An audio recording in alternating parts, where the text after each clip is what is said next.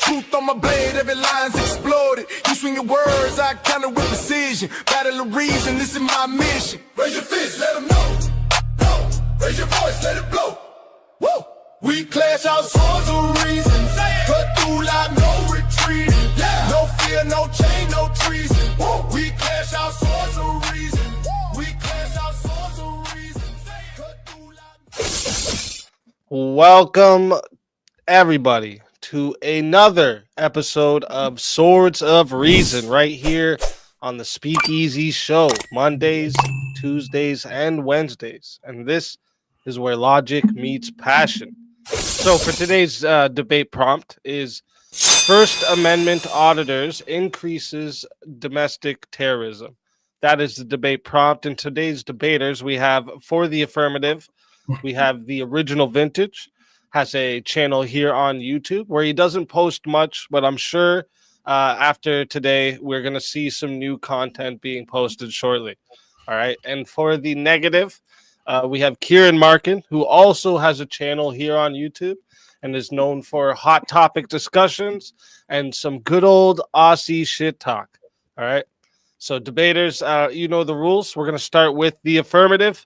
So original Vintage, whenever you are ready, I will start the timer up with your voice. And thank you both for being here. Cool. All right. Well, thanks so much, SpeakeaZy. Uncle SpeakeaZy, actually, I should say. You know, I've got to learn very briefly that I found my dad on YouTube and I get to debate him, my first 1v1. You know, it was a failed surrogacy, but, you know, I still turned out okay. At least I like to think so. But anyway, on to the debate. So my assertion is indeed that I think First Amendment auditing does increase domestic terrorism.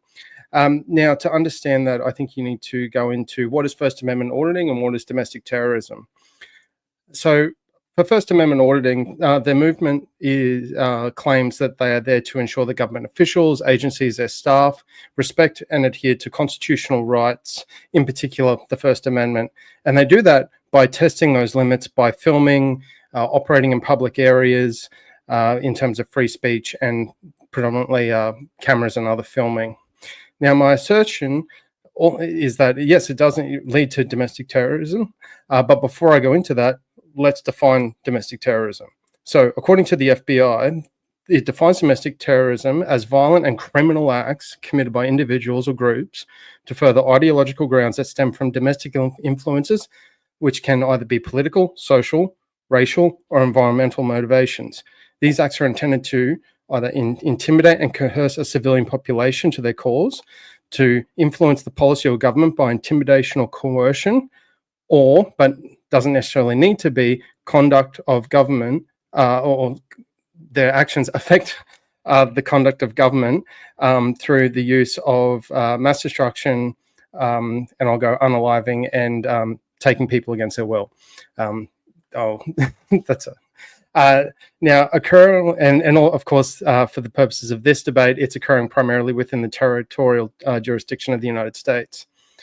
So to look at First Amendment auditors and their consequences of their actions while carrying out their self-adopted and appointed duty as defenders of the First Amendment, they generally consider themselves freedom fighters and a shield against tyranny. Yet First Amendment auditing procedures produces exactly predominantly, I should say, in the type of conduct that the agencies, such as the FBI definition, describes. They have videos that portray the government as illegitimate.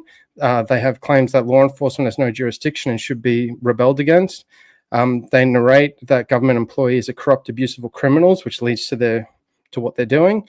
And they intentionally stage provocations to manufacture outrage and increase radicalization, which leads into the former definition. Now, they do claim that they are, freedom fighters, and that they're only merely trying to assist and ensure that the First Amendment is adhered to and that it's not violated. But their actions betray their words.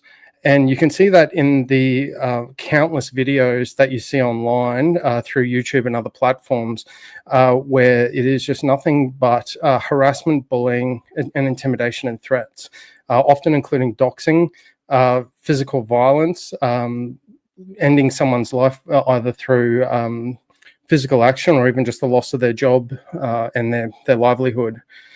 They carry out these attempts and brigade members of their organization and followers to stalk and gather outside private homes of police officers, postal staff, and even judges they disagree with to harass them and cause disturbance in hopes such harassment and intimidation achieves their goal of what I would call domestic terrorism. Members of this group are often also known and openly claim hatred of government and police and claim that it's justified as a retaliation because of previous grievances. Now, additionally, if you want to say that it's against that all they do is government, I would also assert that the First Amendment auditors actually do not just merely target government organizations. Within their videos, they've actually gone beyond that and targeted private businesses that are not affiliated with any government entity or institution which employs the same methods. They use the same harassment, bullying, intimidation, and threats. Now, the internet, and in particular forms such as YouTube, Kik, TikTok, and even Facebook, as I said earlier, are littered with these sort of videos. Examples include a First Amendment auditor trespassing on a property. They refuse to leave. The government becomes threatening and provocative until the authorities arrive to remove them, and often they resist, sometimes with violence. Another example is that an auditor is asked to identify, which is required by law. I can give the citation of the law if needed. Now, the reason for identifying them, and when they are ultimately identified, is because they have warrants and other violations of law that have nothing to do with the trespass. They're ultimately arrested for that, but then clip their videos to claim that they were merely arrested for trespassing and a violation of First Amendment activity, which then goes on to radicalize their follower base. Now, the First Amendment, the defense to First Amendment criticism of government agencies they target often disingenuous. They quote misleading and blatantly false case laws and policies that are legally enforceable, which they purposely do in order to justify their continued presence and further provoke. Their videos, which include them being derogatory to members of public, law enforcement, and other government entities and staff, which at the end of the day is intimidation, attempts at coercion to get what they want, which in my opinion is ultimately free reign and anarchy, but nonetheless fits the FBI definition of domestic terrorism. Now, all of these actions, again, lead back to the promotion of anti-government views and rhetoric to intentionally provoke what will ultimately be a violent response, which they will use to clip. Now, I don't believe that that all First Amendment auditors are indeed domestic terrorists. I'm not even needing to assert that they do. I would say that, but for the purposes of this debate, I don't have to. The point is that their rhetoric leads to radicalizing and increasing domestic terrorism. Now, if you don't, in my opinion, they don't care if they believe about the First Amendment. It's all about anti-government radicalization and increasing domestic terrorism.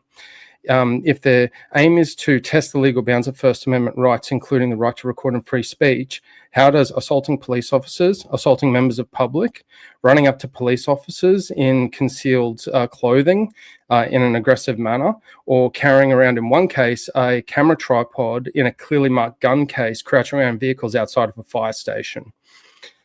I'll conclude that, again, back to that, my claim is that First Amendment auditing increases domestic terrorism, not that all First Amendment auditors are domestic terrorists. My claim is that their actions provoke and radicalize those who do, and I'm happy to see how this goes. And thanks again for your time.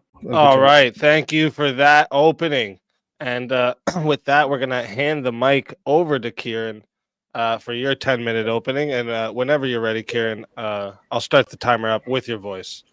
Thank you, sir. I'll just begin by ask you to forgive me if I'm coughing and muting now and then. I'm had a bit of a sore throat for a couple of weeks, but we'll see how we go. So similar to original vintage, I'm going to run through some broad definitions and sort of set the scene from my side. The proposition on which this debate is based is a relatively simple one. My opponent has to prove or demonstrate that the activities of First Amendment auditors leads to an increase in acts of domestic terrorism. He needs to show some causal link from one to the other. That's simple enough, if he can do it.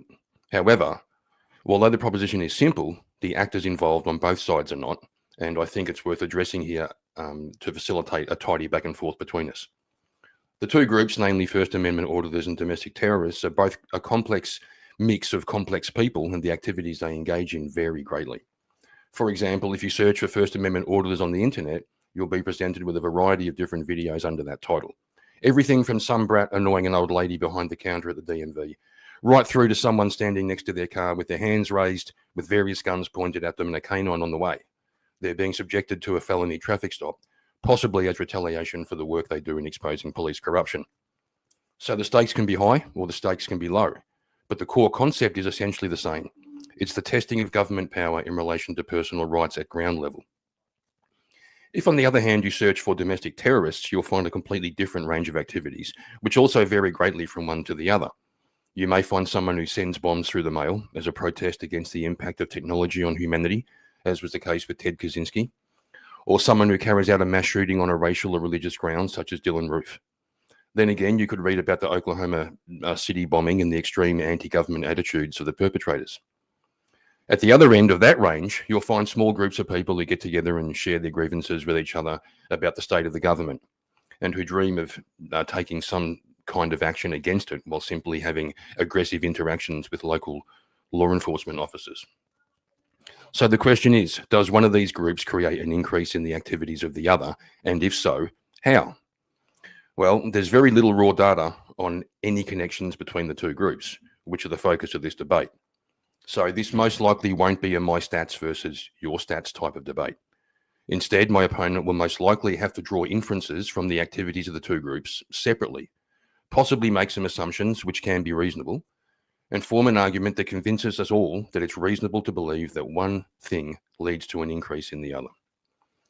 At this point, I want to avoid the potential risk of talking past each other, as these two groups are, as I said before, comprised of complex subgroups and individuals. So I'm going to briefly distill them down and compare and contrast three things. 1, their motivations, 2, their methods, and 3, the outcomes they produce. Hopefully this will enable us to find some common ground from which we can engage in the topic. Let's start with motivations. First Amendment auditors are motivated by a desire to see the constitutional rights of citizens upheld, even at the lowest levels of activity. Their aim is to ensure the Constitution and subsequent Supreme Court rulings on it are maintained as a foundation of government activity when the government interacts with citizens. Some people will bring up the fact that some auditors just want clicks and views, etc., but there'll always be those kind of people in any group. And besides, it is possible to want to do something good and useful and to also want the clicks and views. On the other hand, domestic terrorists show a complete indifference to people's constitutional rights. They aren't trying to fix anything. They are trying to destroy. Whether that be they want to destroy people's feelings of safety, their political opponents, or the establishment itself. First Amendment auditors work to strengthen the system. Domestic terrorists work to undermine it or to destroy it. So let's consider the methods of each group. First Amendment auditors work very carefully to stay within the law. The ones who are doing it properly, by the way. That's the point of what they do. If they break the law, they aren't doing a First Amendment audit. They may call themselves that, but they're not. They know the Constitution. They know the local bylaws. They'll even look up property lines to ensure they don't trespass while they're working. We may find some of what they do distasteful, but that's beside the point. The point is they work within the law to test the boundaries of their civil rights as defined by that law. On the other hand, domestic terrorists act in defiance of the law by definition. Crime is their modus operandi. We're talking bombings, mass shootings, and assassinations.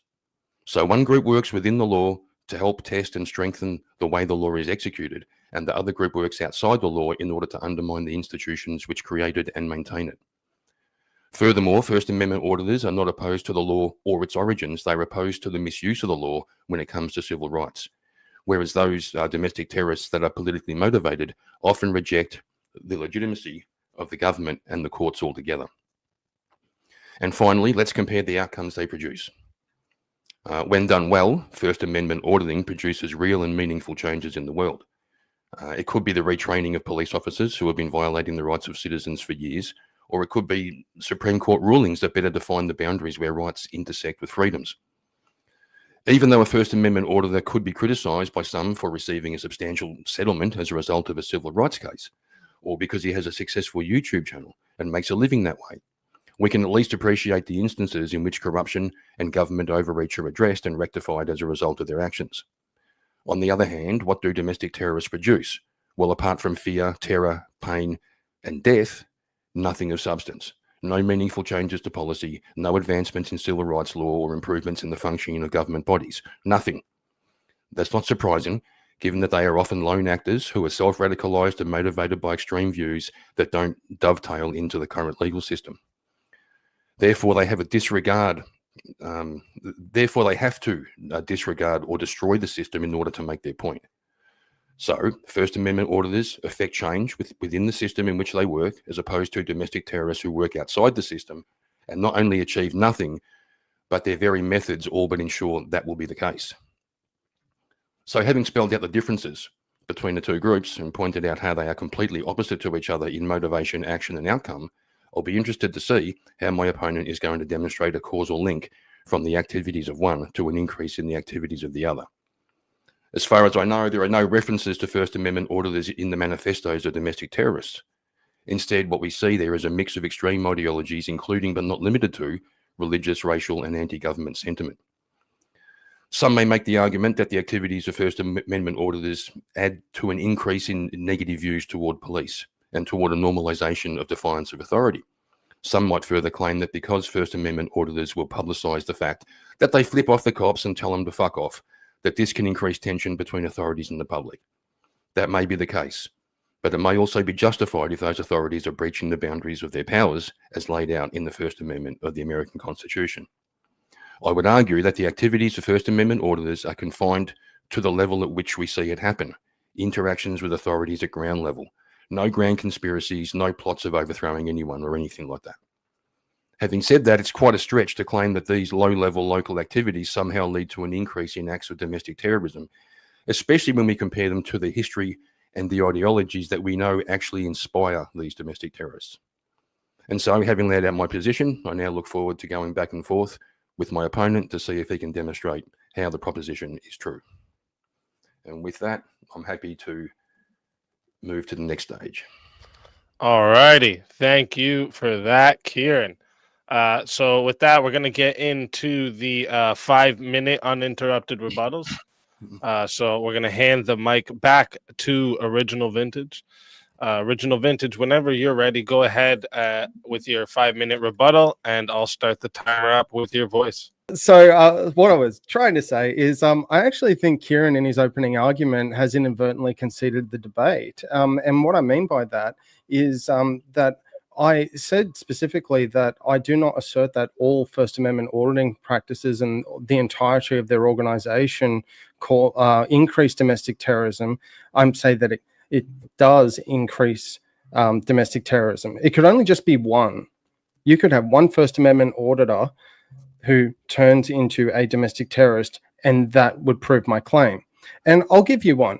I can give you a few more, but I'll give you one in particular by a gentleman by the name of Eric Brandt, a self-proclaimed First Amendment auditor with many, many videos on his YouTube channel. Granted, the videos are old because he's currently serving 12 years in prison.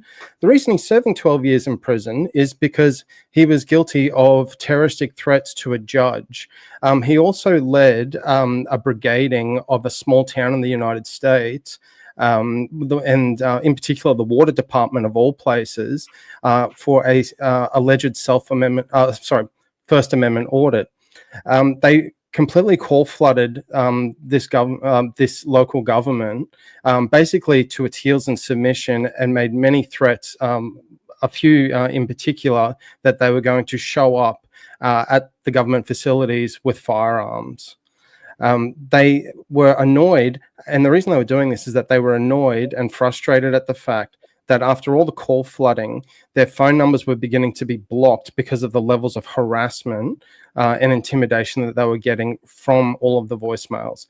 Now, I could show that if you really want me to, and happy to do that if you really need to press the issue. That's just one. Now, let's say that's the one. I've just proved my point. Now, there are countless others. though. I can give you another gentleman by the name of Earl David Warden, assault and battery on police officers, self-proclaimed First Amendment auditor, follows the exact ideology manifesto of the sovereign citizen movement, based on the ideology, which was one of the pillars that you mentioned within the sovereign citizen manifesto. I believe that First Amendment auditing is a gateway to sovereign citizenship, which is by definition a domestic terrorist organization.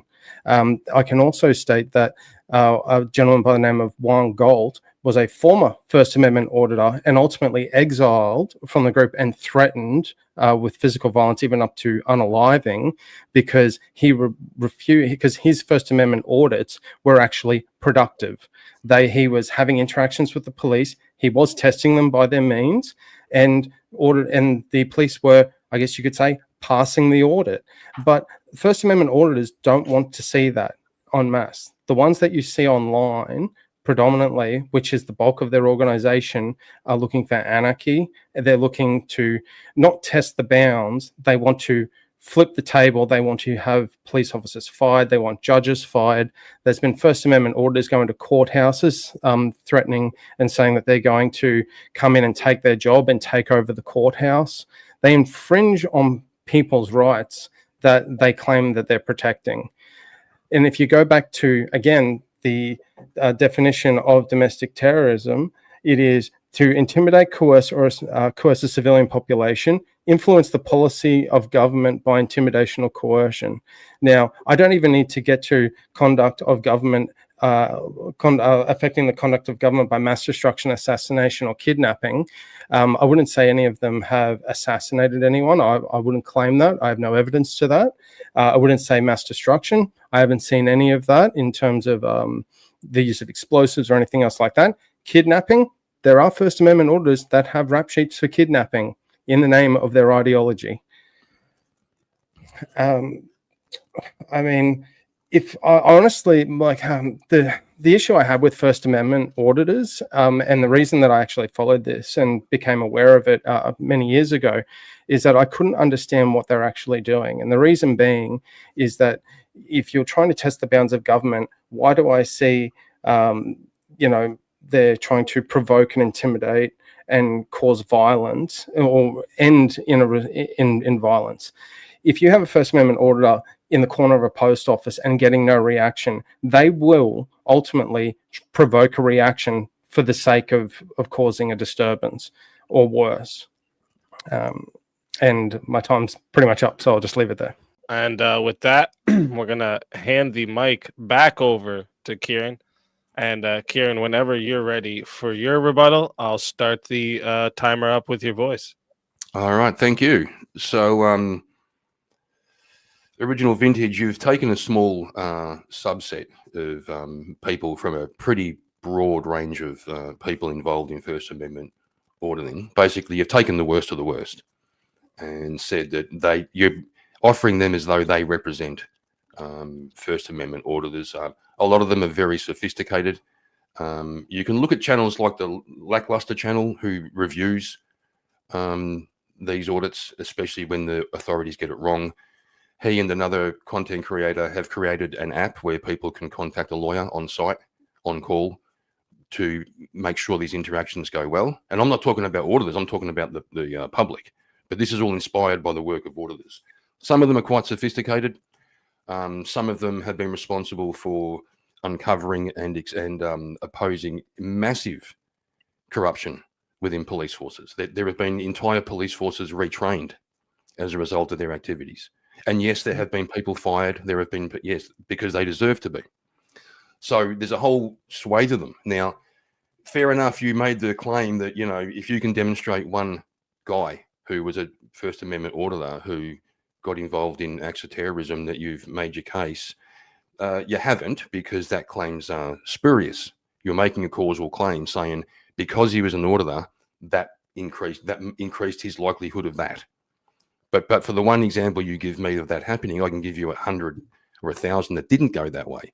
There are other factors that come into people's motivations. Sometimes people can call themselves an auditor and just be an asshole. The same as people call themselves Antifa, short for anti-fascist. Do they act like they're anti-fascist? Not really. They act the opposite, actually. So we have to make a distinction between what people are calling First Amendment auditing and what they're actually doing. By definition, a First Amendment auditor won't be breaking the law. That would be the opposite. If he's breaking the law, he may call himself a First Amendment auditor, but he's not. If people are going to act within the law as part of the mode of doing the First Amendment auditing, which is critical to what they do, they've got to be squeaky clean in doing what they do. By definition, they can't move into domestic terrorism. Now, if someone does, if they flip, like you mentioned, the sovereign citizen sort of group and stuff like that, which is a whole other conversation, very complicated situation. But people align themselves, people jump on the bandwagon. You could have someone who sees auditors doing their work and thinks, great, I'm going to do that. I get a chance to shout at the cops and tell them to fuck off, and I can maybe make some money off YouTube. And they go out there stupidly breaking the law. Then they get frustrated and become angry, and then they start, committing violence. Does that mean the auditing increased domestic terrorism? I think if you're being honest about it, it doesn't really mean that. It just means that some asshole joined the bandwagon. So I think by definition, people who are First Amendment auditors, if they act as auditors, I can't see how it leads to domestic terrorism. And I think that's it for my rebuttal. All right. Thank you for that, Kieran.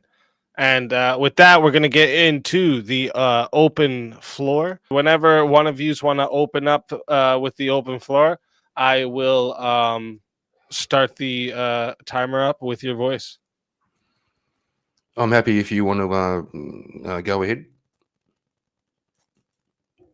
After you unmute yourself. You got to unmute. I'm sorry. I'm trying to behave. I understand that your point in that if First Amendment auditing, it's a great story and a great theory if indeed the practice of First Amendment auditing was what they claim it to be. I just do not see that, and the reason I don't see that is because their most prominent First Amendment auditors follow the same ideology and actions of domestic terrorism. Again, what makes somebody the most prominent auditors? Do you know who is the most prominent First Amendment auditor you've heard of? I don't know. Well, I watch Lackluster. Okay. I watch his channel where he reviews auditors, but I don't really. I'm not a fanboy of auditors. They come up in my feed and I watch them. I watch a lot of them. Yeah. Okay. Yeah. So I can name three. One is someone called Blind Justice. Yep. Another is Amagassam Press, and probably the most notable of the three is Long Island Audit. So, which laws does Amagassam Press break? Which terroristic acts does he get into? That's not my assertion that that auditors themselves commit domestic terrorism. I'm saying that First Amendment auditing leads to and increases domestic terrorism. Okay, then how does Amagassam lead to that? So their rhetoric between the three of them and more is highly anti-government, resistant of government, and also some of them seek to promote overthrowing the government. Amagassam Press, has he said that? I couldn't tell you if Amagassam Press has. I know Blind Justice has. The three of them do.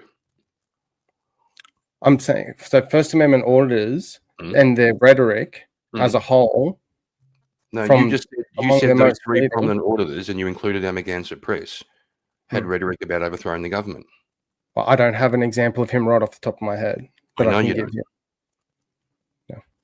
I know you don't. But that doesn't mean that. So you're saying that because I can't give an example of one particular First Amendment auditor that the rest of them get a pass for their rhetoric? No, you said him. You included him in the three. You said that these three have. Your argument though also is that the auditing as a whole, and if it's done right, is doesn't lead to domestic terrorism. How can you say that okay, I'll concede that Amagassam Press. I don't have an example for that. Okay. let's say that there are, that the most prominent First Amendment auditors have that position and Okay. promote that. Yeah, but you can't prove it. You just demonstrated you can't prove it. Okay, let's go back to So Eric Brand. So that's a feeling you have. You don't like their rhetoric, and you feel like it might upset people, and It's some not a people matter might get of- upset and do bad things. My issue with the First Amendment auditing community is that they don't do what you said before. Well, let is me that tell you something. if they do it properly. There's an insurance company in California, and they cover people who work in essential services and government bodies and things like this. So they're the insurer, and insurers know what's going on because they're the ones who foot the bill for the things they insure. So they know their numbers, and they have the experts who can work all this out. They put out a white paper advising employees of the government and in government services how to deal with First Amendment auditors. And they gave a 10-point list of what they should do. If those government employees follow that 10-point list, all they'll be doing is doing their job and doing it well. That's literally all the advice was. Be courteous. Don't argue with people. Don't tell them to leave. They're entitled to be there. So the auditors. Can you show that to me? Hey? Can you show that to me? Yeah, I can tell you what it is. Hang on a second. It'll be in a tab here somewhere. Yeah. Just bear with me a minute. Mhm. Here we go. It's the... And while you're doing that, I fixed the vertical side for you guys, I think. You can see everyone now over on there. Yeah, and they call me a boomer. So it's the California Joint Powers Insurance Authority. Okay, cool. And I don't know. Speaker, are we sharing things on screen, or do I just sort of send a link to you? Maybe I'll do that. I'll send you the link in the back. Then if you want, or if there was something you wanted to present, we could do that. But yeah, I'll drop it in the back. Well, he asked for it, so okay. I'm just curious. Yeah. Yeah. No, I can. I just got to find me other tab now. Where you got me messed up, man. Hang on. No, that's all good. Hang on. I got to find the yeah, that one. Okay. So if I go to the studio chat and I put it in there, that should do it. Saves mucking around with me trying to share screens.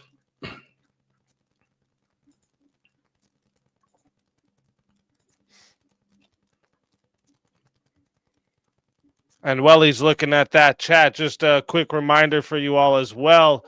You can find the both debaters.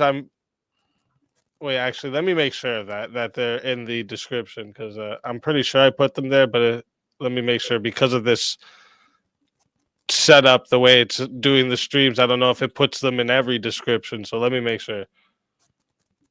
But they will be there, just so you guys know. Yeah, it didn't do that. So have you brought up the link there, Vintage? Sorry, I can't say. Are you talking about Discord? No, it's in the studio. No, it's in the private chat back here. Ah, there. Okay, cool. In the right, so if you have a look at it, in the stream, scroll down a bit. I can read a one little paragraph that's interesting. Avoid debating and continue with your duties. Remember to answer basic public information questions, such as first name and title, which they're supposed to do, yeah. Do not record the auditor. I'm assuming because that would look like retaliation when someone says, I don't give your consent to record me, and someone says, I don't give a shit. Then the person complaining pulls out their camera and starts recording in retaliation, right? That make themselves look stupid. Is it wrong for them to record? So if they're being recorded by First Amendment auditor, do they not have the right to record back? Yeah, they do, but they're being advised by their employer and their insurance company not to. Okay. Because it looks like retaliation, and plus the whole place is full of cameras anyway. Everyone's being recorded in there anyway. So, don't argue with them or engage in a physical altercation. Of course, Don't try to detain them. Don't try to confiscate the recording, and contact law enforcement That's if laws are assault, being and that's why they say that. They won't say to detain or try to strip them of their property, because that would be assault or potentially theft. So they're basically saying don't break the law. Yeah. So correct. Yeah. Correct. Yeah. And if the order, The First Amendment auditors follow the law. Hey, The First Amendment auditors follow the law. absolutely. All of them. The ones who are doing proper First Amendment audits, yeah. No, that's not. No, it's where you can be a First Amendment auditor and do it badly or incorrectly. It's a bit like someone claiming to be a Christian. That's a word. But you could claim to be a police officer and do it wrongly, which is, for example, what a First Amendment auditor does. No, you don't claim to be. Well, no. What you mean, impersonating a police officer? Yeah, similar to an auditor impersonating a journalist. Yeah, so you're kind of making my point, similar to someone jumping on the wagon and pretending to be an auditor. Yeah, but they're not. But the police are actually the police. Correct. An auditor is not a journalist. Why not? Because they don't have credentials. Like they have. I'm not arguing that they don't have the right to free speech, but why call yourself a journalist? They use that title as a way to intimidate and get their way through their First Amendment audit in hopes that the person that they're auditing doesn't understand what they're dealing with. If they're gathering, and then they use that to continue their harassment and bullying and justify why they continue to be there until they ultimately provoke the response that a lot of these auditors want, which is to provoke a response generally from the authorities, and then it escalates from there. There are plenty of auditors who don't provoke anyone. I forget the There's guy's plenty name. that do. Yeah, so what? So what? So, if they aren't breaking the law, if they aren't breaking the law, but they are breaking the law. Well, then they're not doing an audit. That's the point I'm making. No, but they are doing an audit. They're just doing it. Saying they are. They're claiming they are. Yeah, exactly. They're planting their flag as a First Amendment auditor. Sure, it doesn't make them an auditor. Why not? Because they're not auditing. They're following the ideology and the procedure of what a First Amendment auditor does. Now, the fact that, well, they are. That's a contradiction in terms, mate. No, you can still do something and be breaking the law in the process. I don't think you understand what I'm saying. Okay, please repeat it. The purpose of a First Amendment audit is to not break the law.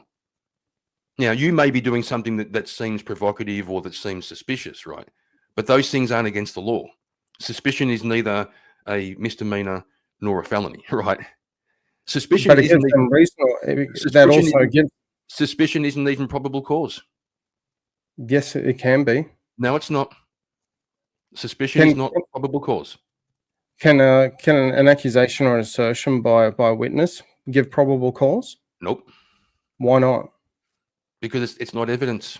It can give cause. Witness testimony isn't evidence. Witness testimony is not evidence. In a court, maybe, but someone. No. Okay. Yeah, and witness testimony, it might be brought up in a court, but are you saying that law enforcement never get witness testimony from anywhere except within a courtroom? They can't derive. Like, we can only take witness testimony if you're within the four walls of the courtroom. I said, if someone rings up the emergency line and says there's a suspicious man standing on the corner. Yes. So the police come out. That man has no obligation to speak to the police whatsoever. He doesn't need to give them ID. They don't have probable cause based off a phone call from someone in the public. I can give you a really good example of that. There's actually a First Amendment auditor that did this to himself. Yeah, he actually called 911 and called to the police and said that there was someone outside casing a bank, and then gave the description of the person, which was exactly him. Yeah. He described exactly what he was wearing. And in order to provoke a response from the police. Yeah. And so they went up to him and said, hey, we need to talk to you, and then refused to identify, said that they had no probable cause, which they did because he himself reported in a potential crime. So they had crime. He's not probable cause. It's reasonable articulable suspicion. No, it's not. It is. Under the Fourth Amendment, they have the ability to do that. Now, the Fourth Amendment protects against unreasonable searches and seizures or investigation, but that's unreasonable. So if someone is unreasonable, this has been tested. No, it's not. And I'll tell you why. Exactly, and I'll tell you why it's not unreasonable. Okay. if someone calls police and says that there's a guy with a red hat and a black shirt and jeans, and he's outside and he's video recording, and it looks to me like he's casing a bank, and then they go up to someone that's wearing a yellow hoodie and a beanie, and they question him and want his ID and to search him, that's not probable cause, because they haven't had a report of someone in that attire. Okay. So they have, if there's a report of a crime going on, they have the ability. There was no crime going on. He was casing a bank. No, he wasn't. So they're trying to stop a crime. Well, no. But he reported himself as casing a bank. I know. He had information saying that he was casing a bank, that there was a guy exactly described as him. He described himself casing a bank. They had the opportunity and they had the ability to investigate it. Yes, now, to investigate, yes. Yeah. And then if you resist that, you need to be able to show that it's, well, you refuse. But and that's fine. Refuse what? Refuse what? You can refuse a search, or you can refuse to identify yourself. But if there refuse to answer questions, if it's but if it's unreasonable for the police officer to ask, and they violate your law and handcuff you and take you away to jail, then when they walk up to you, and the cop walks up and says, "Hey, we got a call saying that there was someone casing a bank, and you match the description." And the auditor says, "Yeah, fuck off, mate. I don't want to talk to you." Has he broken the law? So they will identify him, and then if he refuses to identify, yeah, he does. Do you understand how that works under the First Amendment, or even under the First Amendment and the Fourth Amendment? He does not have to identify. If there's probable cause that you are a suspect of a criminal, not probable cause, brother. That's not probable cause. A phone call from a citizen is not probable cause. To question someone or do an investigation into a crime. They can investigate.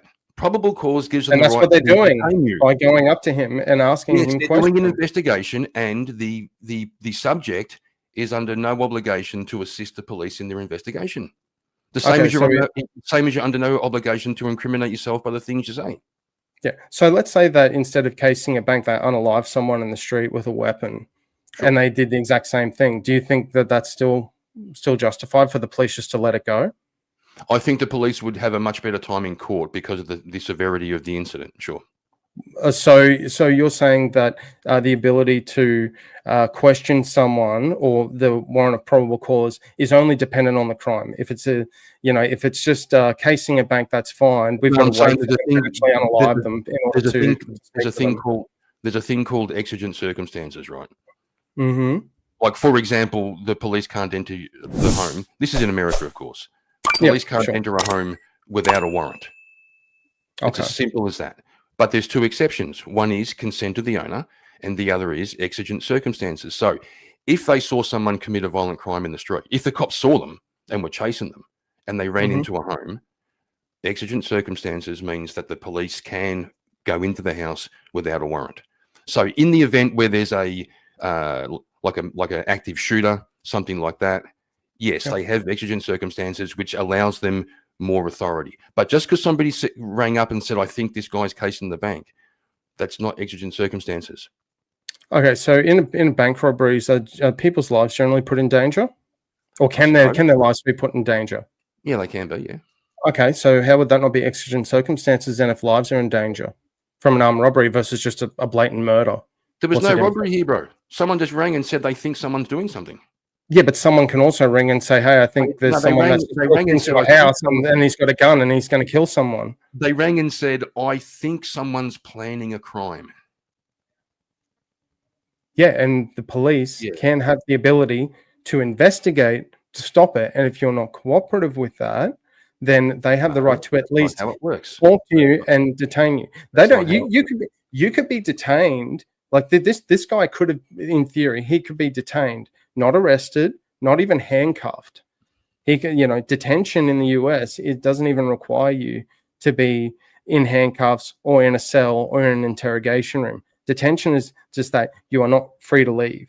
Correct. Now, Yeah. which So which is against the Fourth Amendment in the absence of a crime. probable cause Yeah, for a crime. So there's yeah, probable cause to suspect you of a criminal offense. yeah. Which So means that that's which they means suspect you of a criminal offense, not that you've actually carried one out no, yet. not they suspect you. Suspicion isn't a crime. It's that they have evidence. That's probable cause. They have evidence.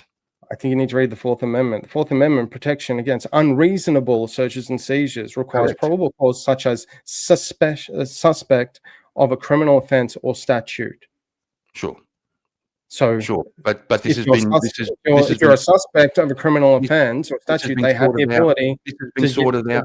This has been sorted out through the Supreme Court. Okay, what was the Supreme Court decision? Well, there's a whole bunch of them. So you can't cite one. Yeah, I can. Terry Okay. versus Ohio. That's been overturned. Oh, Okay. it's been overturned, has it?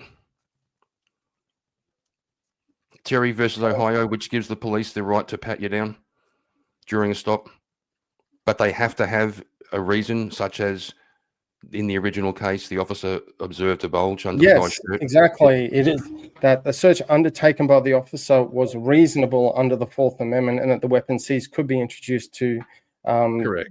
into evidence. But the point I'm making is that So they had. So you just proved my point, because you just said it. They don't have the right. The court held that the search undertaken by the officer, which in this case of Terry versus Ohio, they detained him and stripped him of his weapons and ultimately arrested him for a potential robbery, which is exactly the case I just gave you, except instead of it being Terry, it's a dumb kid trying to start a YouTube channel. They did the exact same thing. Look, you're missing the Well, no, tell me how I'm missing one, because you just asserted that Terry versus Ohio is against unreasonable. You were quoting the Fourth Amendment, and the point I was making was that the Supreme Court has made rulings on this to get to where it is now. Yeah, and that's the Fourth Amendment. It's against unreasonable searches and seizures. Correct. Terry asserted that his search and seizure was unreasonable, and he was wrong.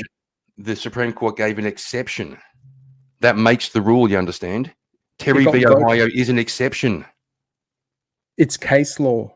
Correct. It's an exception. It's the one that allows them to do the search, because generally, but you're saying the search can't be done. You're saying the search can't be done, though, and that it's unlawful. Generally, it can't. Terry v. Ohio was the exception that gave them one little area where they could do a pat down, which gives them case law to open up where they can do a pat down, they can do a search. They have, if they believe something's about to happen in those particular circumstances, like casing a bank, or in Terry's case, a business. No, like when a bloke is stopped and they observe what could be a weapon and it could be a threat to the officer. That was what it was about. If safety's at risk, do you think if safety's at risk, if there's a potential for human lives or safety to be at risk, do you think it's unreasonable for someone to be searched or even stopped and detained and spoken to? Well, it should, because you were saying before that if there's a threat of human life, I honestly I can't recall the actual term used. Apologies. Circumstances. Thank you, sir.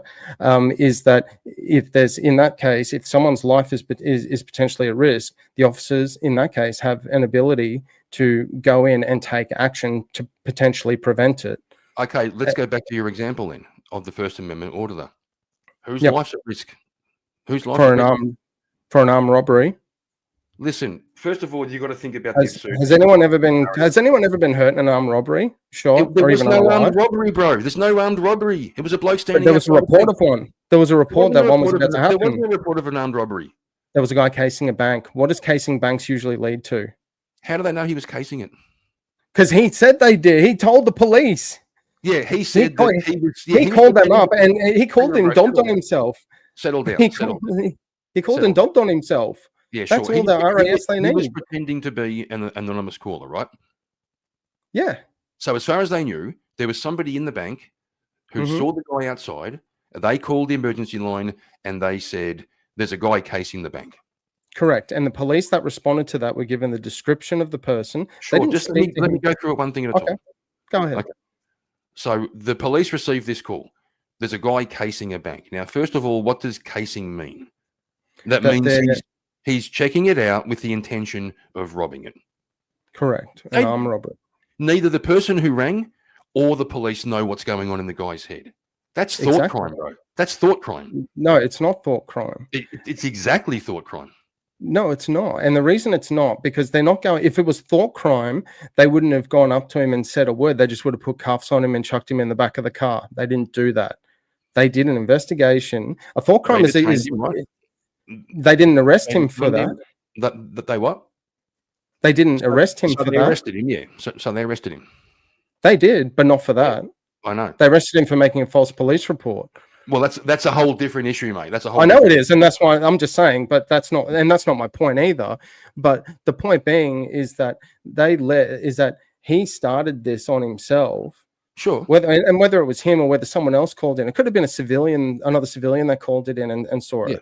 Yeah. You know, so a thought crime is where someone's getting arrested and convicted guilty based on their thoughts. That's not what happens. The point I was making was that when they use it as probable cause, that's a thought crime, basically. If they use it as probable cause... No, I disagree. I don't... It is, because the only reason they can detain him is if there's a crime. And you're saying the crime is that someone thinks that he's thinking about robbing a bank.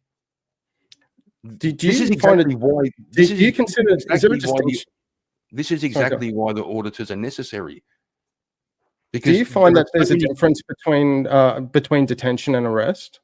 Of course there is, yeah. Not much, but there is. Okay, so you can detain someone. You're not arresting them. Detainment is still a seizure under the Fourth Amendment. If it's unreasonable. Correct. And it's unreasonable in the absence of a crime. We're stuck on this point, bro. You can still have reasonable articulable suspicion. And that's where it starts. He could have been completely cooperative. He didn't even need to self-report that he put in a false police report. He could have been like, "Oh, that's weird. I don't know what you're talking about. Hey, what's your name?" Well, that was stupid to admit that. And then at the end, But look, mate. This is exactly why the auditors are necessary, because it seems to me what happens is, for example, the police have this idea that if they stop anyone for any reason, they're entitled to demand ID. That's just not true. That's fundamentally against the First Amendment. And I don't disagree with that. And that's not the point. I'll just finish the point. Now, what happens is police departments start to run quotas. They've got to prove their worth, and so they get told, we want these many outstanding warrants found and prosecuted. We want this many DUIs per month from each officer. So the officers go out, and the ID becomes like crack to them. Any chance they get, they just give me ID, and it's always, we got a call, and therefore we're doing an investigation, and therefore you got to give us ID. They don't. That's not how it works. And if you let that creep further and further and further, you get to the point where you're just walking down the street and the police just run around asking everybody for ID because they're trying to find outstanding warrants, which means innocent people everywhere are getting accosted by the police, interrupted in their day. And that goes, if you extrapolate that, it goes to bad places.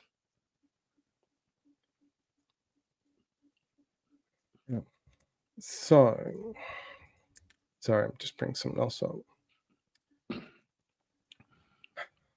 We should probably get on to your claim that the First Amendment auditing increases terrorism. Yeah, so I guess I'll go back to, because of what you said before. And I'm going to say, I actually agree with you in that First Amendment auditing can have its place if it's done correctly. The problem is it's not, and that it predominantly gets picked up and it brings with it now an ideology based on their actions of radicalizing anti-government rhetoric. And the anti-government rhetoric leads to people wanting to push the button more. They need to get more extreme.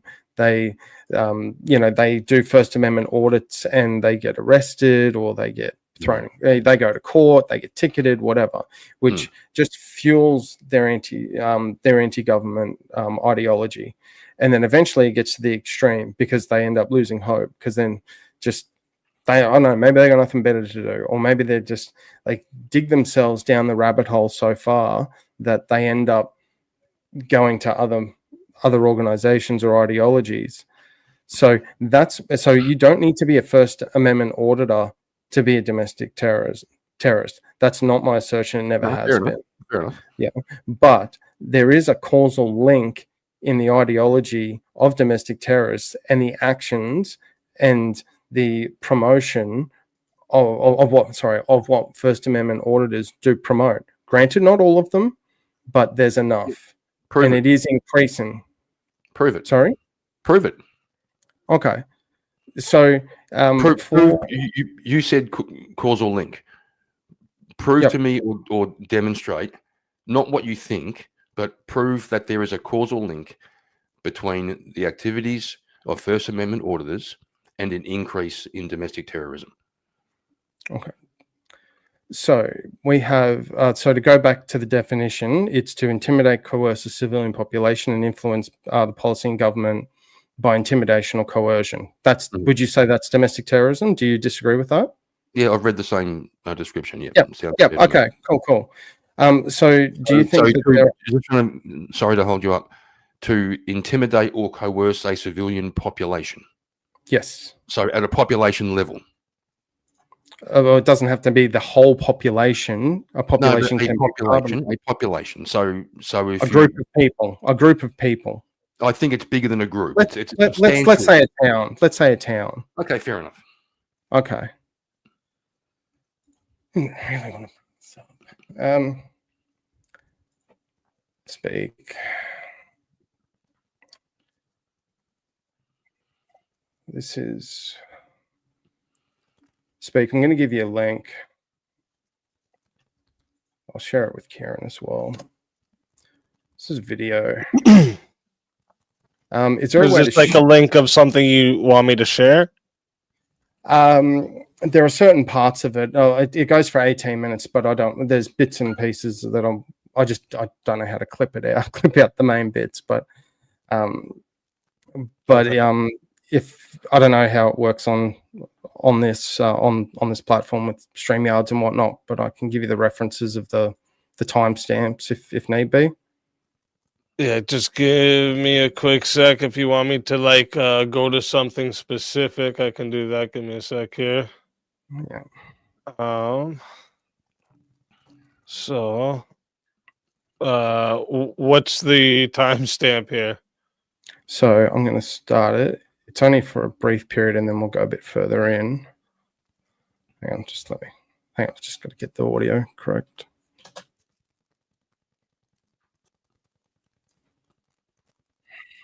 That's it.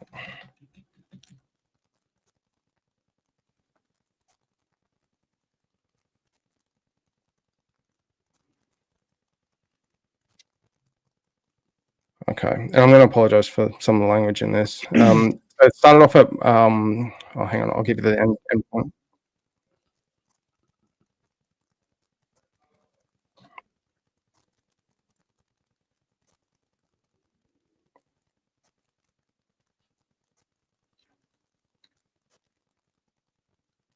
Okay, let's go from, what's that?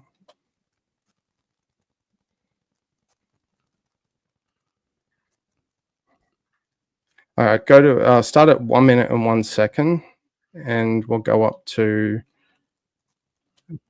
2 minutes and 20 seconds. It's on your channel. This video will surely be demonetized because of the language in it, but this story must be told. Can you stop for a quick second? Sorry, I'll just give a very brief context. So this channel, the gentleman sadly passed, but he used to cover First Amendment auditors. So this person is not this channel creator, but he covered First Amendment auditors and their actions. But sorry, go on. Oh, okay. These frauditors say that they're crusaders for the Constitution, and I'm going to show you that they are not. They are terrorists. They picked a very poor, very small town to target, and my goal is to shine a bright light on the dark side of First Amendment auditors. I've been given documents and recordings surrounding this situation, and I'm going to show them now. The central figure in the terror that is being visited upon this small town is Otto the Watchdog. Here's how he is described in the offense report that was sent to me. I've redacted the information that you see as X's to protect Otto's personal information. Knowles is a private citizen who travels around the country engaging in activities that include confronting law enforcement officers and government employees, berating them with verbal attacks, refusing to... Just a quick question. How long does this go? It was supposed to only be a minute, like up to 2 minutes and 20, and then I want to skip forward because some of it's not relevant to the point I'm making. So you can stop it there. That's fine, at least. Anyway, I'm just getting the next timestamp. Let's go. Can you go to then to 6 minutes and 16 seconds, and you can play it until just 6 minutes and 58 seconds. Oh, 6 minutes and 56. Sorry. Okay, fill it out correctly. Do not put charity because it is not charity. I guess Otto didn't like getting his wrist slapped, so he did what any good citizen does, and he escalated his harassment, going so far as to try to interrupt an after-hours staff meeting at City Hall. I wonder what they're doing in there behind locked doors. After hours. Let me see if they'll let me in. Well, there's definitely people in there. I wonder why the door's locked. Because it's after hours, you idiot. I'm gonna try knocking on this door again. Maybe they'll let me in.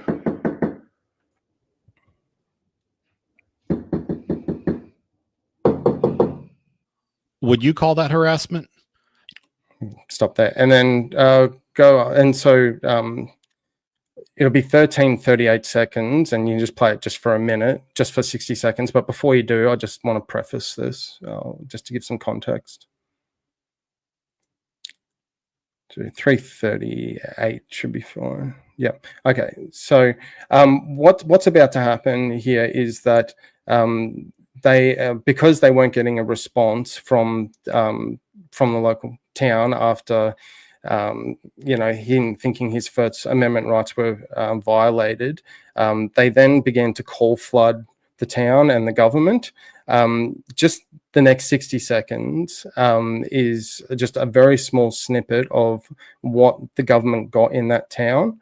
It got so bad to the point that all of their lines and voicemails were completely overrun and full, to the point they couldn't take actual calls to help people within the town. But please, one thing, just do fucking think twice before you block Eric's Cops rant from your fucking phone system, bitches. I'm a fucking train wreck, and you can't afford Eric's Cops rant. Ask Westminster how much they spent to fight me. Millions! Millions! You don't do enough meth in that city to pay me. You better fix your fucking shit, because I'm coming to get you. Okay, so now not only did you did you want more of that, or just a little bit more? Block Mr. Knowles, but you instantly blocked me. You done fucked with the wrong bitch today. I'm coming down to Hot Cove today. You better have guns drawn, bitches, because I'm going to make a fucking mess out of your goddamn city. What the fuck is wrong with you people? You can stop. Huh? You can stop there.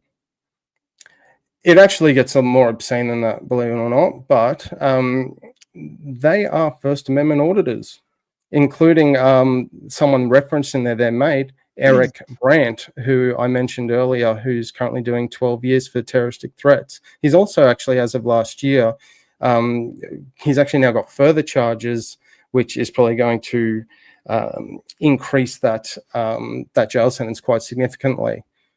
So would you say that the actions there of the First Amendment auditors and Eric Brandt himself is not of a terrorist nature or domestic terrorist nature? I don't know anything about Eric Brandt, but the video you showed me, knocking on a door after hours and yelling at people, no, that's not domestic terrorism. Oh, okay. All right. Earlier, so after that, yeah, cool. So after that, where they're actually calling in and saying that you better be ready because I'm coming with a weapon. Yeah. Yeah. Is that a terroristic threat? No. Is that domestic terrorism? Yeah, is that intimidation or coercion? Yeah. So it's domestic terrorism. No, it's not. It's a personal threat. They're not. They don't know that person. They're not even speaking to anyone. They're leaving a voicemail to the If I to a told government you, entity. if I left a message on your voicemail that said, "Hey, dude, I'm coming for you with a weapon," is that If you domestic call me, terrorism? Is that if domestic you call terrorism? me, I If I don't called work you, for a yeah, government organization. yeah. So, if you did, if I called you at work But and you you don't work for a know government body, and I said, "I'm if coming I for you work with for a a weapon," government. Yeah, do you know who I am? So if you're calling, let's say you call your local council or state government body, yeah, and someone answers the phone. Do you know that person? Do you know them personally? You know their name. You know who they are. You ever seen them? no, no, Okay, so they're not So they're not attacking the individual. They're attacking the government. okay. So and It sounds that's to me like what you're doing is you're just domestic terrorism. what your argument here is that you've seen some bad men who claim to be auditors Who are auditors? who don't do what auditors do, Yeah, right? They don't do what auditors do. They go they don't. outside. They They go have the label. outside what They the carry auditing the is. flag. They carry Mate, the flag. mate, if I said I'm an advocate for poor people, and then I say I'm going to go and visit poor people and I'm going to bring them things because I'm an advocate for poor people, and then Yep. while I'm in their house, I'm stealing their shit. Am I an advocate for poor people? You're advocating for them. You're just doing it horrendously. Oh my god. Oh my god, bro. Bro. Okay, if I'm stealing stuff from poor people, I'm an advocate for them because I say I'm advocating for them. Sorry, say that again. Even if I'm okay. stealing shit from poor people, I'm an advocate for poor people because I say I'm an advocate for poor people. You can advocate for something and not mean and not create. You're trying to say that because they say they are, their actions have to follow what they're doing. Otherwise, they're not who they say they are. Otherwise, they aren't that thing. If you say you're a thing, you've got to do the things that make you that thing. Otherwise, you aren't that thing. It don't matter what you say. But I disagree with that. If the First Amendment auditing community is littered and the majority of people that are doing this are engaging in threats and violence, would you say that the majority of people are? Yeah. Is it a majority? How many people are you seeing that You made a do claim. auditing correctly? You made a claim. Well, you said if it's a majority, and I said, is it a majority? Are the majority of auditors threatening people, terrorizing people, using violence? The majority of auditors and their activities that they promote via YouTube and other platforms promote that ideology. Are the You majority? You don't need to be a First Amendment auditor and that actually engages in domestic terrorism. Like they don't need to be the one to fire the gun. Okay, fair enough. Okay, if they aren't that, then how are they promoting it? They're promoting the same. They're promoting the same anti-government ideology. Here's the causal link you need. How are the ones who aren't doing it? How are the auditors who aren't involved in violence promoting the violence? That's not my claim. My claim is that you just said that. You just said that. Saying that the ones that do it correctly are promoting domestic terrorism. I'm saying that there are auditors and auditing practices that promote domestic terrorism and increase the temperature and the vile rhetoric that leads to domestic terrorism and even to the point of loss of life. I'm not even saying that, back to the definition, that a First Amendment auditor has assassinated anyone. They haven't killed anyone. Maybe they have, and I'm not making that claim. But I'm not even going to go there. But that doesn't mean that the rhetoric and the ideology and what they promote doesn't lead to radicalizing people that are disassociated.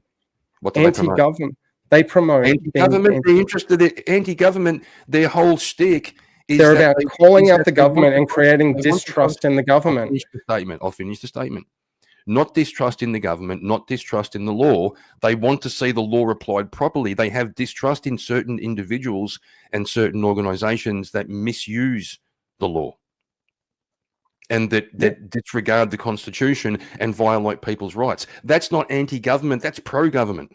And what's their how do they try to achieve that generally? First Amendment auditors that you see Okay. predominantly on The main thing on, they do, the on main thing they'll videos. do, the main thing they'll do, they'll take some act that's legal but is obscure and most people don't realize it's legal, and where there's been a little bit of a creep towards that right not being available. So say, for example, under the First Amendment, it is legal to film on public property. That includes inside, bear with me, that includes inside public buildings, right? Government run buildings, including, for example, I believe there are states in America where only where weed is legal, and only the government can run the outlets that sell weed. So basically, government run weed shops. Inside those places is also public space. And therefore, under the First Amendment, citizens are allowed to film inside those shops. So what the auditors do is they find these obscure things. Now, people in the shop would say, you can't film in here. You can't film in here. It frightens the customers.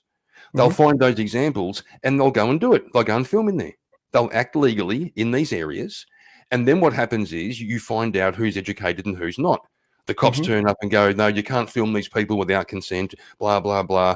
Then it might go to court. And what happens is sometimes these things do go to court. Sometimes they're addressed by the Supreme Court.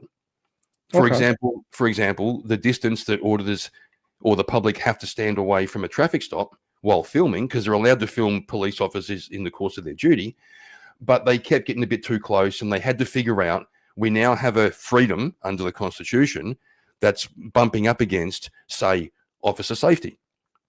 And the Supreme Court, I believe it was the Supreme Court, had to make a ruling on that to define it. So don't tell me the auditors are anti-government. They're helping the government to reel in rogue actors within their own organizations. That's what's happening. And then, or they'll say freedom of speech. People don't like bad words. People don't like profanity. There's one guy, I can't recall his name. He's a very unassuming guy, stands on a street corner holding a piece of cardboard, and written on it says, God save homeless vets. He gets approached by the police again and again and again because they got a call.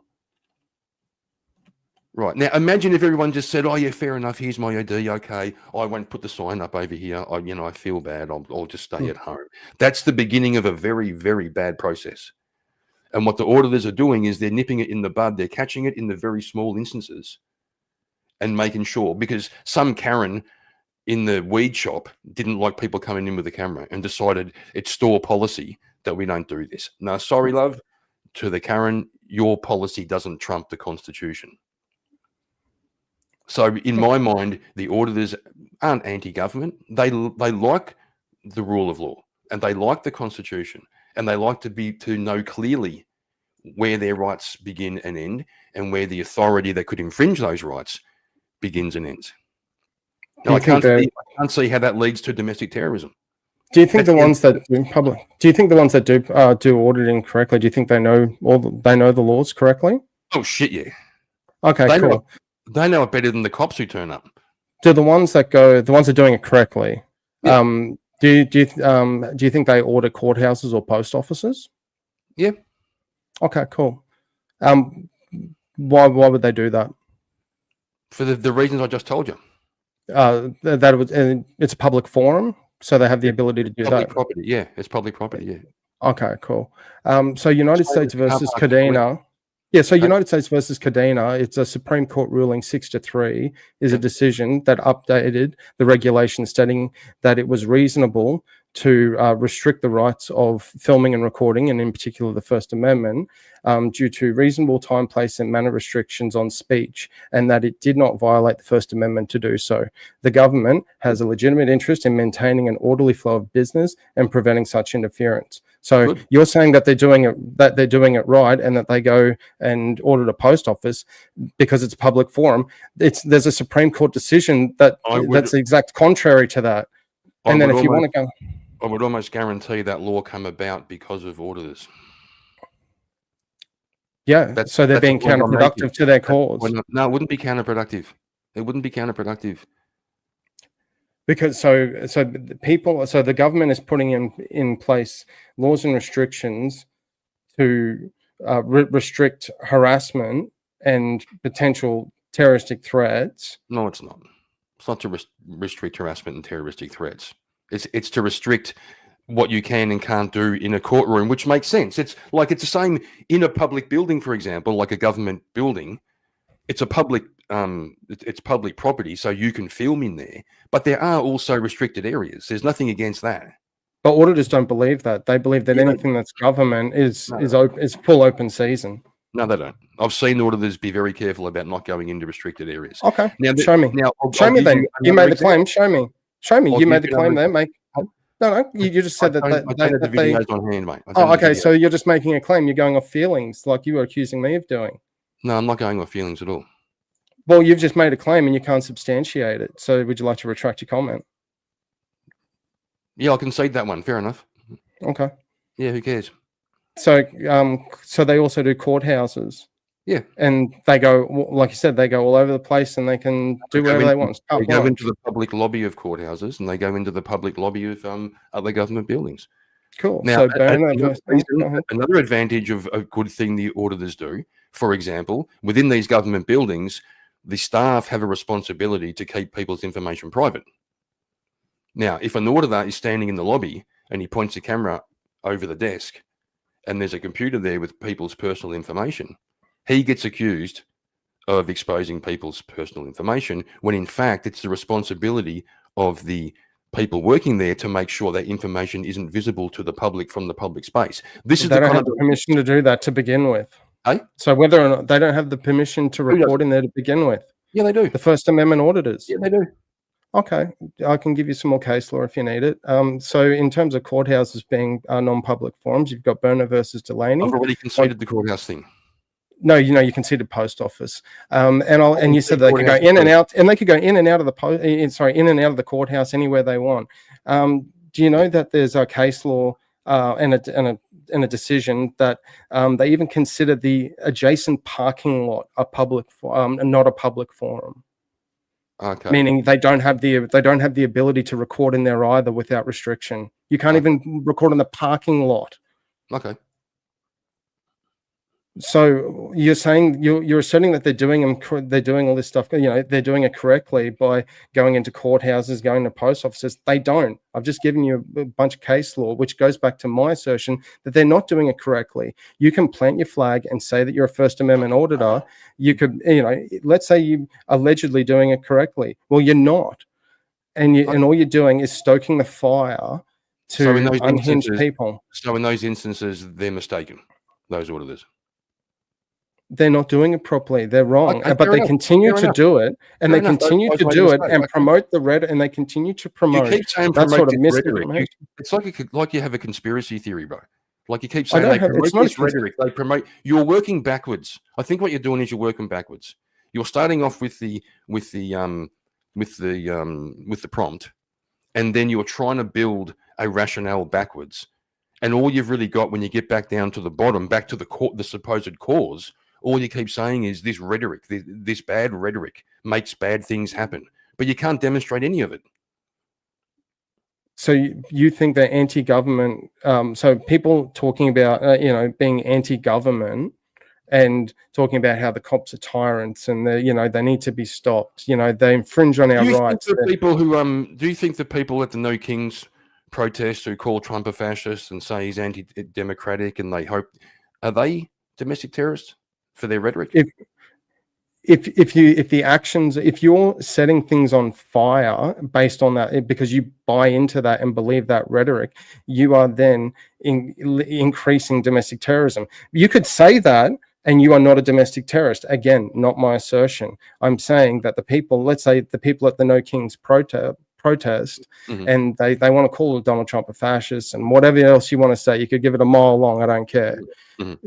There are people that are unhinged that have they're already distrusting the government, or maybe they're not, and they're just like, okay, I'm actually buying into this. Let's go and do something, and they go and flip a car, or they set stuff on fire, or they unalive someone.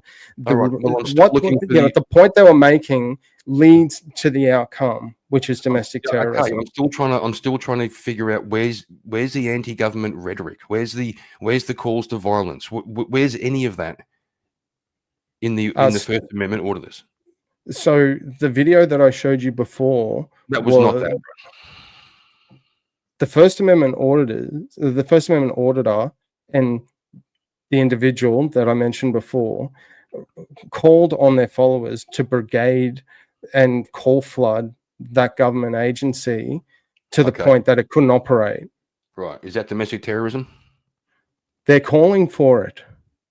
They're calling for what? To call flood, to make a lot of phone calls. To harass and intimidate and threaten the government officials in retaliation because they believe their First Amendment rights were infringed upon. Okay. So they're retaliating to what they believe is an infringement to the First Amendment. Now, a First Amendment auditor, let's say they're doing it correctly, you know, based on your definition of it, and they find that there's a violation of the First Amendment, and they're doing everything by the book on the auditor way. What does the First Amendment auditor do? What's their response? If they feel, oh man, I've been slighted, you know, I found a violation, I've been screwed, my First Amendment rights are violated, what do I do next to remedy that? First thing you do is you file a complaint with the police department, and then you investigate civil action against the officers or the department or the department. Okay, did those First Amendment auditors do that in that video? Which video? The one I showed earlier where they were like, you just call flooding the shit out of that I have agency. no fucking idea what they did. You showed me 3 minutes of some random video. Yeah, where I was explaining, and where the video even explained that there was a First Amendment auditor that was upset and felt that his First Amendment rights were infringed upon, and then they started call flooding, and it got into, oh, you know, you're, you know, I don't want to repeat, I don't want to TOS the video. Yeah, I know, bro, you know, you're but talking about then they get to the point, and then their phone numbers get blocked because they've had this government agency's had enough of people calling up and calling them a cunt every 5 seconds. And then because they get blocked, they get new phone numbers and call in and go, you better unblock these people, otherwise I'm coming down to your office with a weapon. One example isn't an argument. So you think you think I'm just plucking that out of thin air and that's the only example? You showed me some emotionally charged footage, like 3 minutes of some emotionally charged footage. It's not an argument. Which includes the participation of a First Amendment auditor that's currently doing 12 years in prison for terroristic threats and is and is actually with a whole bunch of other charges of a similar nature. Okay. And you're saying that doesn't include, like, those actions and none of that at all. There's not a single part of any of that has done anything to help to increase domestic terrorism. You think it's just, that's it. There's no link. Prove it. You're the one making the assertion. I did. The guy, the First Amendment, they get disassociated as a First Amendment, you know, conducting their First Amendment audits. Sure. They're not getting anywhere, and they feel that their rights are being violated. Now, instead of going over, and then instead of going through the proper channels like you suggested, they go to targeted harassment campaigns and threats of violence to make their point, in hopes that they're going to, you know, get this town to bend to its knees to come to their way of thinking and let them do whatever they want. And they've got carte blanche over whatever. Look, I'll say that is domestic terrorism. I have no idea of the background. Don't worry about his mate who's in prison for 12 years. We aren't talking about him. The example we're talking about is the example you showed. I have no idea what the backstory is. For all I know, I'm giving you the backstory. For all I know, he was subject to policing corruption for years beforehand, and that frustrated him. For all I know, because that happens. I've seen examples. That's not why they're doing it, though. Some random guy who wasn't particularly helpful with the police on a traffic stop. He got pulled over on traffic stops something like 15 times in 2 months. For the most ridiculous things, like his tag light was out or he didn't indicate 200 feet from a fucking... Right, 15 times, this guy was trying to make money just doing Uber Eats. He had a family to feed, and because the cops were butthurt, they were abusing their power and pulled him over 15 times in 2 months. Do you think that might make someone crazy? That might make someone crack? So you're saying the auditing led to this. There's a whole bunch of other stuff behind it. But I could give you a counter argument to that too. It's actually a personal one. So I'm a bit too far away from the camera, but you probably notice my eyes are a little bit different to to other Yeah, people. Bobby's eyes. I noticed that. Yeah. Yeah, I'm a husky. But one other thing the other thing you probably can't tell just because of how far away I am from the camera, one of my pupils is bigger than the other. So it's dilated, so when I used to be out on the town with some mates out at the pubs and whatnot, and then the new drug laws came in, they would come up and be like, oh, you're right today, sir, how you going? And, you'd have a few drinks, you walk into the next bar or whatever. Oh, yeah, it's all good. You had any substances tonight? No. All right, well, we want to take you in for we want to do like a swab test. That's when the swab tests are useless back then. And it would return a false positive. And, oh, okay, we're going to have to take you in. Do another swab test, let me out. Happened to me like 3 weeks in a row. And I'm like, man, this is bullshit. I've had enough. Now, what I did is I went in and made a formal complaint and said, I'm being targeted because I have one pupil that's bigger than the other. It's a medical condition. I was just born that way. Sorry. This has to stop. Right. After that, I don't get harassed again. They leave me alone. What if that didn't work? And what if they doubled the harassment because you did that? Then I could take other legal action. I could take them to court. I could raise it up to higher authorities. I guess what Australia's version of DA, what if the DA in America? So I'm using American. Example. Yeah, use America. Yeah, fair. What if the DA refused to accept it because the DA makes those decisions? The police or you file complaints and whatever, and the DA look at it. What if they're in cahoots with the police? Well, there's other legal. Well, there's other legal channels you can go further up. Yeah, or you could, appeal it. If you really want to, you can take it up to the Supreme Court. Or you could set up an audit. You could put yourself in a situation where it's likely you're going to be harassed by the police, and you could make sure you're recording. You could research the laws first, make sure you're right, and record it happening to give you. But if everyone's in cahoots, what does it matter if I'm recording it or not? They'll just go, "Oh, you record it, whatever." What you do then is some other guys. Yeah, will just throw it out, like you said. They're all on their side. And other guys decide this is bullshit. I'm going to do the auditing as well, and more guys do it, and they add weight. They add more and more examples of recorded infractions by the police, and then if that doesn't work, then the public pressure bears down on the officials, and they can't ignore it anymore. And what if that doesn't work? I don't know. What if no level of what if there's no level that you could go up in the justice system where you're going to get the result you want? What do you do? I don't know. Most people they get pissed off and they start flipping cars and doing all other sorts of crazy shit. Most people do that. No King's protest. Do you want to go back to that? Yeah. All righty, so that's gonna wrap up the hour of back and forth.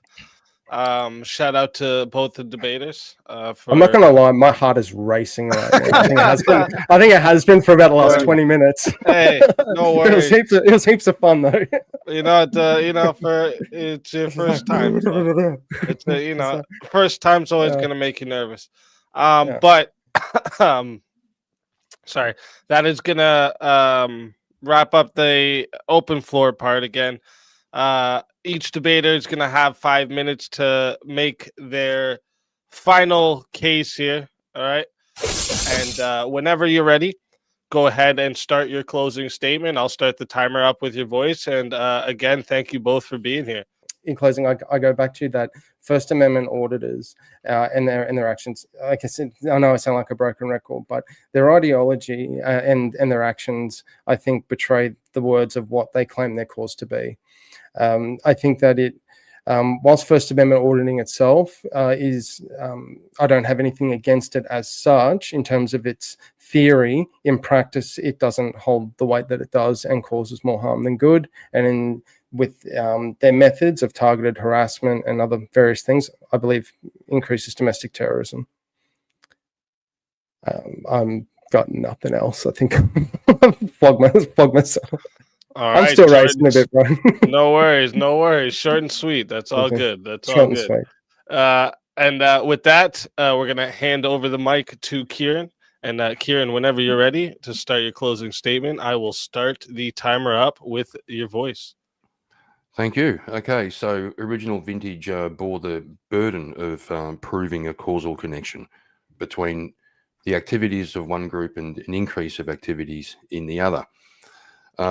Essentially, his argument boiled down to auditors say bad things and upset people, and that might make other people flip out and do bad, really, really bad things, right? So if he had shown me somewhere in the manifesto of the Unabomber, or of Dylan Roof, to say, you know, I was watching videos of First Amendment auditors or something like that, that would have been a smoking gun. That would have been something like evidence. Or if you could have shown me meetings that were attended with notes that were attended by both parties or members of both groups, that would have been a smoking gun. I knew coming into the debate that there weren't going to be any of those things because I looked, and I knew you were going to be up against it because there's no data to support your argument. And as I said in my opening statement, it's going to come down to making inferences from the behaviors. And you drew a causal link between the meanness of auditors, and you chose examples that were actually outliers in the auditor community. There are many very, very good auditors, and I've made my claim and made my arguments that they do good when they do it properly. And in fact, if they break the law, then they aren't auditing by definition. And so that really left you in a position where all you really had was auditors mean equals other people get frustrated and upset and feel emboldened to do bad stuff. We didn't go into what motivates domestic terrorists. They've got plenty of motivation of their own. They're usually self-radicalized according to the FBI. There's a whole list of ideologies: extremism, ethnocentrism, racism. There's a whole bunch of complicated ideologies that they string together to self-radicalize themselves and think it'd be a great idea to blow up a public building in Oklahoma, right? Which was the biggest act of domestic terrorism in the States. So there is no causal link between the two. And like, just to say one more time, your argument kind of was, it seems to me auditors embolden people by showing that they might heighten the public's disrespect for police and for authority. But you kept saying this idea of rhetoric, this auditor rhetoric, as though there's some kind of conspiracy, some kind of fixed ideas they have about anti-government and things like this. But they don't. They actually work within the law to try to refine the relationship between the citizens' rights and the powers of the authorities. And I can't even infer from that any connection to how that increases domestic terrorism. And with that, I've really enjoyed the debate, my man. All right. Thank you for that closing statement. And with that, it's going to wrap up the closing statements portion.